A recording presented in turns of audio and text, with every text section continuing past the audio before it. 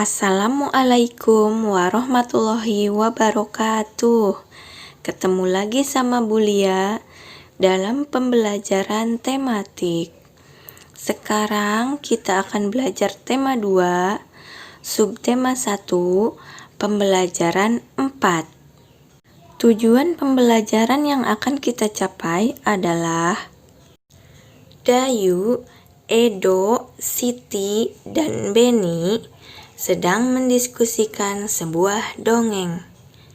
Dongengnya menceritakan tentang bunga melati. Bunga melati ukurannya kecil dan berwarna putih. Baunya harum dan menyegarkan. Bunga melati digunakan dalam tradisi suku-suku di Indonesia. Berbagai suku menggunakan bunga melati dalam pernikahan dan tarian. Setelah berdiskusi, mereka akan memerankan tokoh-tokoh yang ada pada dongeng.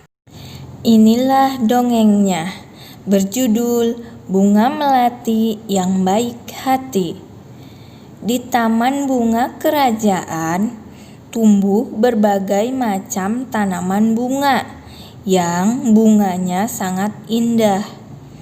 Para putri senang sekali memandang dan menciumi bunga melati.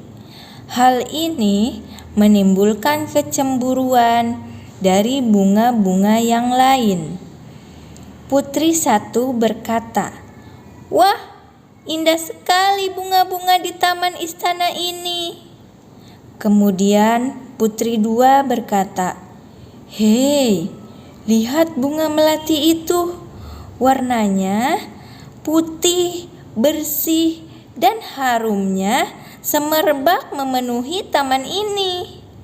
Lalu putri satu berkata lagi, "Aroma melati memang harum. Aku sangat menyukainya."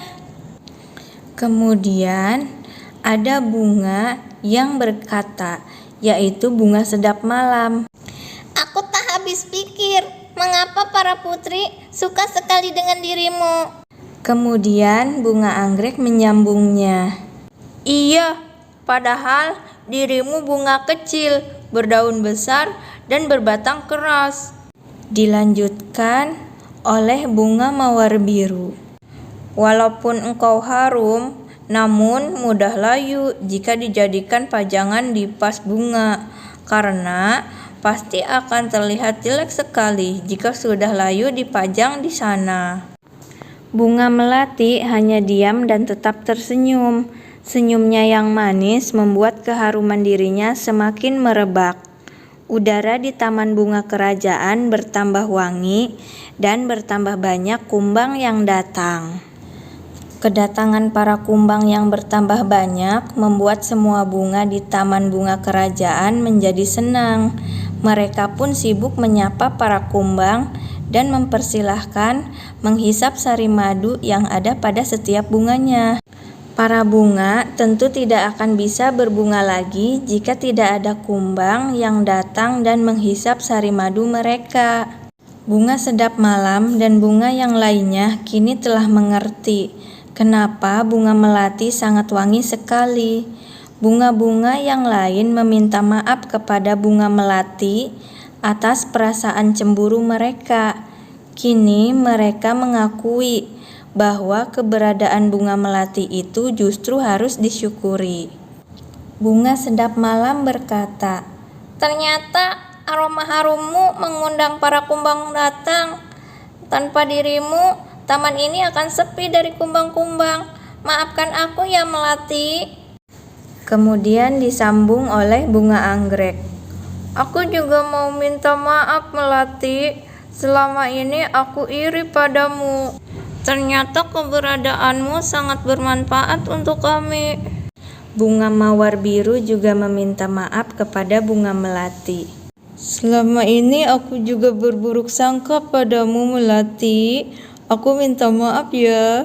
Bunga melati pun menjawab permintaan maaf dari bunga-bunga yang lain. "Aku sudah memaafkan kalian, teman-teman. Sekarang kita bisa berteman tanpa ada prasangka buruk. Nah, itu tadi dongeng Bunga Melati yang baik hati yang akan diperankan oleh Dayu, Edo, Siti, dan Beni. Sekarang tugas kalian adalah menuliskan 4 tokoh yang ada pada dongeng beserta dengan karakternya. Karakter itu adalah watak atau sifat atau kepribadian yang dimiliki oleh para tokoh tersebut. Di dalam dongeng tadi, para putri raja sangat senang sekali dengan bunga. Mereka sangat menyukai bunga-bunga. Karena salah satu manfaat tumbuhan adalah untuk keindahan. Contohnya adalah bunga. Begitupun dengan Dayu. Di rumah Dayu banyak bunga-bunga yang ditanam dalam pot. Dayu senang merawat bunga-bunga dalam pot. Suatu hari, Dayu sedang merasa bingung. Ia telah memecahkan pot bunga kesayangan ibu. Ia ingin meminta maaf kepada ibu, tetapi takut dimarahi. Bagaimana seharusnya Dayu bersikap? Pernahkah kamu melakukan kesalahan? Apa yang kamu lakukan saat setelah melakukan kesalahan? Benar, ketika kita melakukan kesalahan, sebaiknya kita segera meminta maaf. Dengan meminta maaf, kita akan merasa lega. Hubungan dengan orang lain akan terasa baik.